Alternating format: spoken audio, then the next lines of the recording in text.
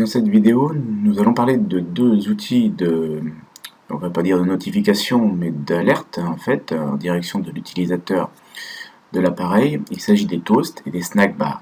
Alors, toast et snack bar en fait représentent tous deux moyens d'avertir l'utilisateur de quelque chose, mais on va le faire donc de façon légèrement différente. Et toast et snack bar n'offrent pas tout à fait les mêmes possibilités. Alors, nous allons commencer par parler des généralités sur ces outils, voir un petit peu à quoi ça sert, comment ça s'utilise. Nous parlerons ensuite des différents usages de toast et snack bar. Nous mettrons ensuite en œuvre snack bar dans du code et nous verrons en parallèle bien sûr l'utilisation de toast. Alors, pour ce qui est d'abord des généralités, donc snack bar, ça permet d'afficher des messages brefs en bas d'écran. Comme vous le voyez sur la copie d'écran qui est à côté, une petite barre grise vient d'apparaître en bas. Cette barre grise va pouvoir disparaître au bout d'un temps plus ou moins long, voire même elle ne disparaît pas. Snack bar peut être lié à une action, c'est-à-dire que l'utilisateur peut cliquer, taper sur le snack bar, sur la barre, et dans ce cas-là déclencher une action, par exemple un undo ou bien envoi de message, je ne sais pas, une action donc qui est liée à l'avertissement en question. Ou alors, lorsque le snack bar, en particulier lorsque le snack bar est d'une durée indéfinie, eh bien l'utilisateur peut swiper, glisser en fait le snack bar en dehors de l'écran, prendre le snack bar et le virer. Alors toast ressemble beaucoup à cette barre, mais toast en fait c'est normalement un élément qui ne peut pas être lié à une action, il n'y a pas d'action qui va être liée à toast, on ne peut pas non plus glisser toast, et typiquement ça correspond plutôt à des messages liés au système que l'on envoie en direction de l'utilisateur. Alors pour ce qui est des usages, il est défini qu'on ne devrait avoir qu'un seul à la fois, on ne va pas empiler différents snack bars donc sur l'écran, bien entendu, on a un avertissement, quand c'est fini on passe au suivant. Typiquement il est disposé en bas de l'écran, à peu près au niveau du floating action button qui pourrait flotter sur la droite. D'ailleurs, en fait, lorsque le message apparaît, le floating action button doit être décalé un petit peu plus haut que ce qu'il était. Les snack bars ne bloquent pas la saisie en cours, et typiquement, ils disparaissent lorsqu'on les glisse sur le côté, ou bien lorsque le temps d'affichage prévu est écoulé. Le snack bar correspond à un message textuel très court. Il contient ou pas une action. L'action sera représentée par un petit bout de texte, un peu comme un bouton. Alors la taille du snack bar en fait, va bien sûr varier en fonction de l'appareil. Par exemple, sur un mobile, on va avoir 48 ou 80 pixels en fonction de est-ce que le snack bar contient une ligne ou plusieurs lignes. La police de caractères, c'est Roboto Regular, etc., etc. La couleur est prévue, bien entendu. Pour ce qui est de la mise en œuvre, vous avez deux exemples de code ici pour manipuler le snack bar. Premier exemple de code, il s'agit de visualiser un petit message. Et on remarquera que, justement, utilisé conjointement à un coordinateur layout, on va déplacer automatiquement le floating action button vers le haut pour laisser la place au snack bar. Dans le premier exemple de code, donc on a utilisé la classe snack bar, on a utilisé la méthode make.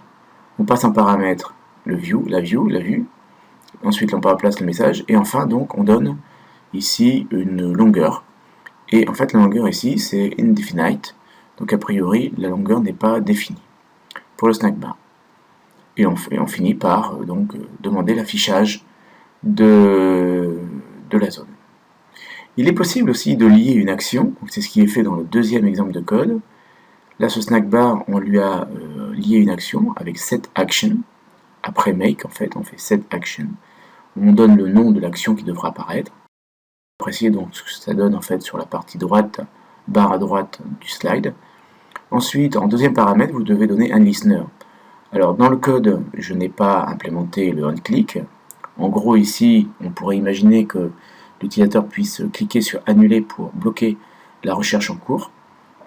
Le résultat du set action, donc en fait c'est le snack bar en question, donc normalement on fait show dessus pour le rendre visible. Donc voilà un deuxième exemple de code manipulant un snack bar. Comme on le voit, un code assez simple à mettre en œuvre. Le problème, évidemment, c'est de ne pas utiliser ce genre de petites barres comme ça, snack bar, de façon trop récurrente. Si je m'intéresse maintenant à Toast, en fait, on est plutôt en train de représenter les messages système. Alors Toast se présente d'une façon un petit peu différente, puisqu'on va avoir une petite zone grise qui va apparaître plutôt en bas effectivement de l'écran, mais pas totalement collée en bas. Et on voit donc le code que l'on doit taper pour obtenir ce message. Il faut utiliser la classe Toast, appelée donc makeText. En premier paramètre, vous passez le contexte auquel le toast est lié, puis bien sûr le message. Troisième paramètre, le temps pendant lequel le toast doit apparaître. Et enfin, donc, on appelle la méthode show sur le toast qui aura été créé par le makeText. Le message va apparaître donc de façon légèrement différente de ce qui était prévu avec snackbar. Vous allez avoir un message qui normalement n'a pas d'action, n'est pas lié à une action. On ne va pas cliquer, en fait, taper sur ce toast. Et en plus, donc, il n'est pas possible de glisser en dehors de l'écran ce petit bout de texte. Vous ne pouvez pas prendre ce bout de texte avec le doigt et le zipper comme vous savez faire avec le snackbar. Bon, nous allons mettre en place dans du code sous Android Studio ces différents outils. Pour utiliser donc ces outils, je vais me placer dans le cadre donc ici d'une nouvelle application, donc qui est actuellement par défaut la configuration. Voilà. Je vais proposer de placer un petit bouton à l'intérieur de cette zone. Donc ici, je vais remplacer gentiment le Hello World par le petit bouton en question et réagir sur le bouton. Donc l'ID ici c'est button, ce sera parfait pour déclencher l'action.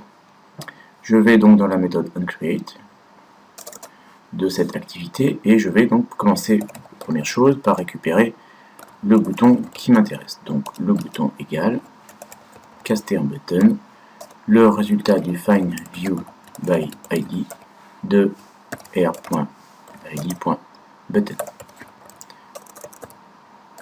Voilà. Première chose, je récupère le bouton. Donc là, il faut que je fasse Alt Entrée pour valider l'importation de cette classe button. Puis sur le bouton, ce que je vais faire, c'est que je vais ajouter set onClick listener. Je vais placer donc un onClick listener qui va donc bien sûr avoir la méthode onClick. Et là, je vais faire apparaître mes petits messages. Alors, donc première possibilité, utiliser un makeText. Dans makeText ici doit prendre un contexte en paramètre. Je vais aller chercher le contexte de cette méthode qui se trouve dans une classe anonyme. Vous êtes d'accord que là ici je visualise une classe anonyme, donc j'ai besoin d'aller chercher la classe englobante pour le contexte, main activity.this.review. Je mets ici le message toast. Je donne ensuite la longueur pendant laquelle je vais voir apparaître, visualiser ce message, donc ici long, short, peu importe, long par exemple, et ensuite j'appelle la méthode show pour visualiser le message. Je vais donc maintenant exécuter cette application sur l'émulateur qui tourne déjà sur le poste, ce qui va évidemment m'économiser le temps du lancement de l'émulateur qui est toujours un petit peu long. Donc le temps que la boîte de configuration apparaisse et que les scripts Gradle est fini de tourner, je vais avoir la boîte de configuration qui va apparaître, dans laquelle je vais pouvoir sélectionner l'émulateur qui fonctionne. Voilà, OK.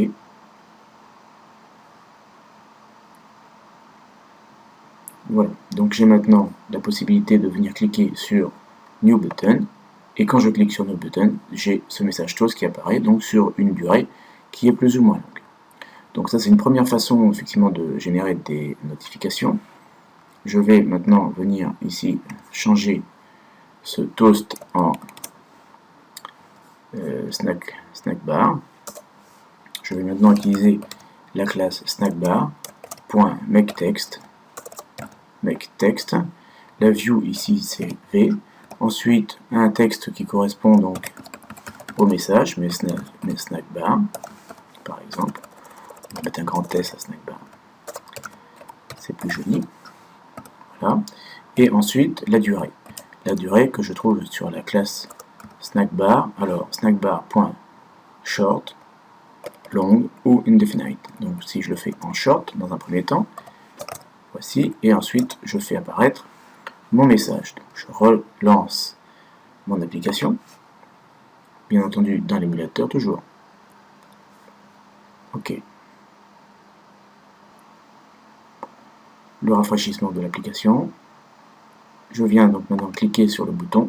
Le snackbar s'affiche de façon assez courte, comme on voit ici, tout en bas de l'écran. Et ce que l'on constate, c'est que le Floating Action Button est automatiquement déplacé. Et ça, c'est merci le coordinator layout, en fait, automatiquement déplacé pour laisser la place au snackbar. Alors, je pourrais ici avoir une longueur durée, en fait, d'affichage indéfini. Je vais maintenant relancer avec donc un temps d'affichage indéfini et constater la différence de fonctionnement. L'application est rafraîchie comme ceci. Je vais venir maintenant cliquer sur le New Button. Le message snackbar effectivement s'affiche tout en bas et rien ne se passe effectivement parce que le message restera à l'écran tant que je ne l'aurai pas viré. Mais je peux le prendre et le faire disparaître. Je rejoue la clique, je viens le prendre et je le vire. Et ça, effectivement, c'est quelque chose que je ne sais pas faire avec le toast. Autre chose que je sais faire avec le snackbar, c'est lier en fait à ce snackbar une action. Ça va se faire de la façon suivante. Je vais venir donc sur le résultat du make, mais introduire une action ici. Donc je vais mettre un texte. J'ai un petit peu de mal dans la mesure où on ne voit plus rien sur mon texte. Voilà, action, texte, action. Je vais ensuite fournir ici un listener, set onClick listener. Donc j'introduis ici un objet d'une classe anonyme. Donc j'essaie de surligner la définition de cet objet de classe anonyme. Et la méthode onClick, donc bien entendu, doit ici faire quelque chose. Donc faire ce qu'il faut lorsqu'on clique sur action. Je vais maintenant rejouer mon application dans un contexte d'émulateur, comme d'habitude.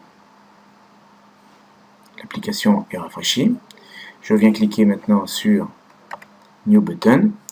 Donc le message snackbar qui apparaît tout en bas et on voit ici l'action.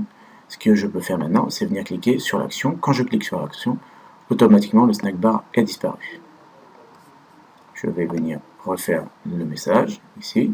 Sinon, bien entendu, je peux toujours prendre mon snackbar et venir le swiper, l'éliminer. Voilà donc les différentes possibilités qui nous sont offertes avec le snackbar. On voit que le snackbar est légèrement plus utile, plus facile à utiliser, plus riche, bien sûr, que le toast. Dans cette vidéo, on a couvert les snackbars et les toasts.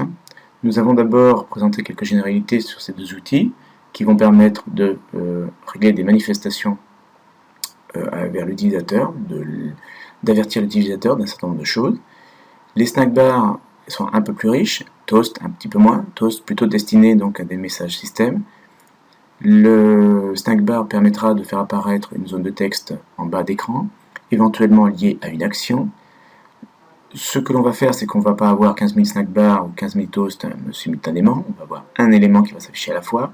Snackbar permet non seulement en plus par rapport à toast de rajouter des actions, mais il permettra aussi par exemple de laisser l'utilisateur libre de faire disparaître le snackbar quand il le souhaitera. Et snackbar permet aussi, contrairement à toast, donc d'avoir une durée d'affichage indéfinie. Alors que toast, c'est soit un affichage court, soit un affichage long. Snackbar permet un affichage court, un affichage long et un affichage indéfini, ce qui laisse évidemment le soin à l'utilisateur de se débarrasser du message.